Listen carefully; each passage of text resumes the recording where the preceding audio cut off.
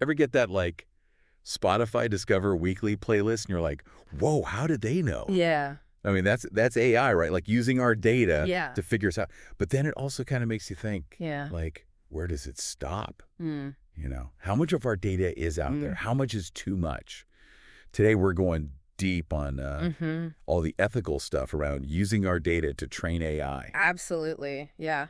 It's a big one. And we've got a lot of sources here that touch on both the good and honestly the potentially not so good sides of this whole AI thing. Yeah, for sure. Okay, Mm. so hmm to kick things off, maybe we could start with just like how AI even learns from our data, like what's actually happening there. Sure. Yeah. I mean, AI models, like the kind that Spotify uses to build those playlists, Right. they basically gobble up tons of data, right? Like what we listen to, what we buy, all that stuff. Mm-hmm. And the more they have, the better they get at predicting what we'll do next. Like Spotify even said 80% of their streams come from those AI recommendations. 80%. Yeah, it's pretty wild when you think about it, how much it shapes what we're listening to. It really is. Yeah. But it makes you wonder, right? Mm-hmm. Like, okay, personalization is cool and all, but when does it cross the line into, Right. feeling like I'm being watched or that companies know too much? Yeah, that's the big question, right? Like, where's that balance? Exactly. And I mean, haven't there been cases where things went like Oh, yeah. really wrong with this whole data thing? I mean, that's the thing, right? Like, the technology is powerful, but it depends how it's used. Remember that whole Cambridge Analytica thing? Oh, with Facebook. Yeah, exactly. I mean, that was a major turning point in this whole discussion, right? I Right. mean, millions of Facebook users, their data was just taken without them knowing and then used for political stuff. Yeah, it felt like a huge violation. Yeah, it really exposed how vulnerable we are when our data isn't protected. So what are we doing about it? Like, are there any rules to this whole AI and data game? Yeah. Yeah, thankfully things are changing. Governments and industries are stepping in to, set some boundaries. Okay, good, because it felt like a bit of a free-for-all there for a while. Yeah, for sure, for sure. Yeah. So like one big one is the GDPR, the General Data Protection Regulation. It's a European Union thing, but it has global impact. Okay. Basically, companies have to get your okay before they collect or use your data, even for AI stuff. So no more burying those consent forms in the fine print, huh? Nope, not anymore. They have to be upfront about what they're collecting, how they're using it, all of that. So it's all about transparency then. Exactly. And it's not just about consent.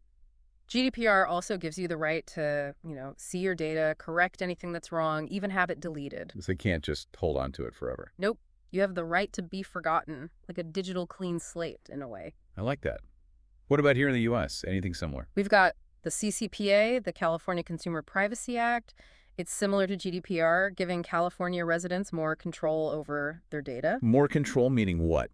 Yeah. Exactly. Like they can find out what companies have on them, opt out of having their data sold. Okay. And yeah, even a request deletion. So both of those, GDPR and CCPA, they're basically all about putting the user back in control. Yeah, exactly. Giving people more say in how their data is used, which is huge. Okay, but are those rules, like, actually enough? It's a good start for sure, but the ethical side of this goes way beyond just checking boxes, right? It's not just about following the letter of the law. It's about going beyond that. Exactly. It's about building a culture of responsibility and transparency. Okay, so how do we do that? What does that actually look like in practice? So there's this idea of best practices, which go beyond just, the bare minimum of the law. Okay, I'm listening. What are some of those best practices? Well, one big one is data minimization. Data minimization. Yeah, like only collecting what's absolutely needed. Nope. So if you're building a movie recommendation system, Right. you probably don't need someone's medical records, right? Yeah, no, that makes sense. Keep going. Then there's anonymization and encryption for the data you do collect. Okay, break those down for me. What do those mean? Sure. So anonymization basically strips away anything that could identify you personally. So like my name, my address, all that. Exactly. You just be like a random ID number in the data set.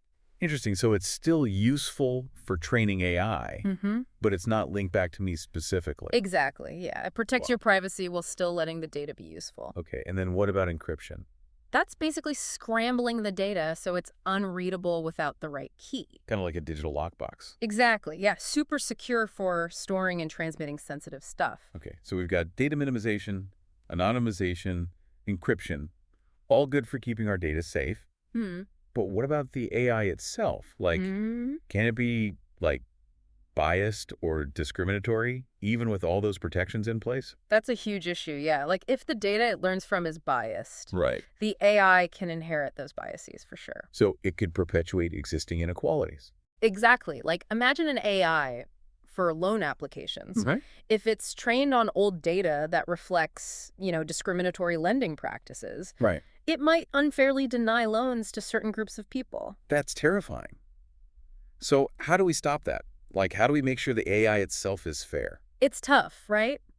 But it starts with being aware of different types of bias that can sneak in. Different types, like what? Well, there's sampling bias, where the data doesn't actually represent the people it's supposed to. So it's not a diverse enough sample. Right. And then there's algorithmic bias, which is baked into how the algorithm itself works. So it's not just about the data. Nope. It's about the AI itself potentially being biased. Yeah, and thankfully there are ways to try and fix that. Like what? Well, using more diverse data sets is a big one. So making sure the AI is exposed to a wider range of perspectives. Exactly. And there are ways to adjust algorithms to make them more fair. Okay, so it's a constant process of like checking and rechecking to make sure it's being equitable. Yeah, exactly. It's an ongoing thing. It can't just be set it and forget it. Right, exactly. Ethical AI isn't a one-time thing. It's a commitment. Right. And it's not just the responsibility of the people building the AI, right? Yeah. Like, it's on all of us. Yeah, 100%. We all have a role to play here. Okay, so speaking of doing things the right way, we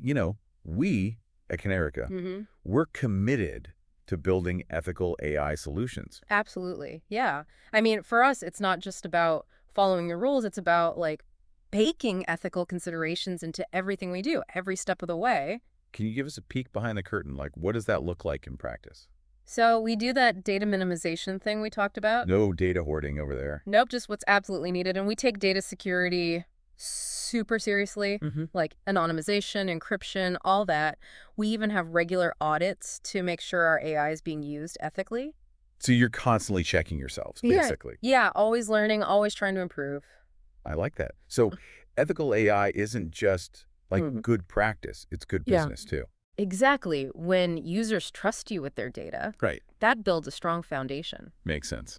All right. It's kind of interesting, right? When we talk about this whole ethical AI thing, it's not just about, avoiding those creepy Big Brother scenarios. Right, like the stuff you see in movies. Exactly. It's also about making sure AI is used in ways that actually, help people. Right, because it's easy to get caught up in all the, the scary stuff. Yeah, the what ifs. But AI can do some amazing things too. Absolutely. Yeah. I mean, just look at healthcare, right? Right, yeah. AI is being used to, diagnose diseases earlier. Wow. Personalize treatments, even speed up how we discover new drugs. That's incredible. Yeah. It really has the potential to, change lives for the better. Yeah, for sure. But, like we were saying before, there's that flip side, too. Right. The potential for things to go wrong. Exactly. Which is why those real-world examples are so important. Okay, so let's talk about those. We talked about Cambridge Analytica, which was huge. Yeah, big wake-up call. Are there other examples that really highlight the ethical challenges here? Well, there's that thing with Amazon's Alexa, remember? Oh, yeah. Where they were recording people's conversations? Yeah, they said it was for, quality control. To make Alexa better. Right, but people were understandably freaked out, Yeah, nobody wants to feel like their smart speaker is spying on them. Exactly. It really highlights the importance of transparency and consent, right? People need to know what's happening with their data. Absolutely. Yeah. And wasn't there also that thing with Microsoft's chatbot? Oh, yeah, Tay. That was a mess. It went, totally off the rails, right? Yeah, basically started spewing hate speech after being exposed to, a lot of hate speech online. It's kind of ironic. Yeah, it was a huge PR disaster for Microsoft. And it shows how AI can be, manipulated or influenced in unintended ways. Right, so we need to be thinking about those risks from the get-go. Exactly, yeah. We got to be proactive, not reactive. Feels like we're walking this tightrope, Yeah. We want to encourage innovation, push the boundaries of what AI can do. Right. But we also have to be super careful, make sure ethics are at the forefront. Yeah, it's about finding that balance between progress and responsibility. Right, exactly. Yeah. So how do we do that? How do we make sure we're staying on that tightrope? Well, I think open communication is key, right? Developers, policymakers, researchers. Everybody needs to be talking. Yeah. And the public, too. We all need to be part of this conversation. So it's not just about writing laws. It's about creating a culture of ethical AI. Exactly, yeah. A shared understanding of both the potential and the risks.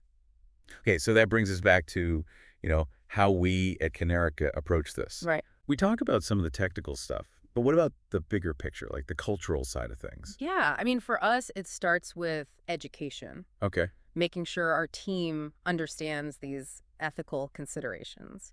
So it's part of your training.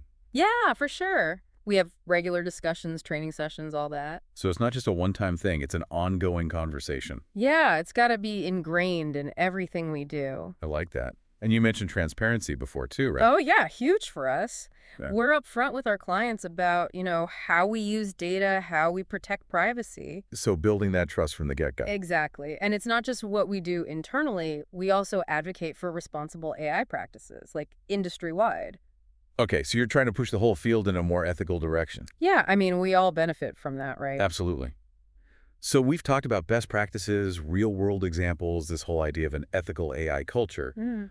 But what about us, like everyday people? What can we do? I'm glad you asked that. I mean, first off, be informed, right? Okay, so do your research. Yeah, like understand how those apps and websites you use every day are collecting and using your data. Don't just blindly click accept on everything. That's exactly right. Take the time to read those privacy policies, adjust those settings. Be an active participant. Yeah, exactly.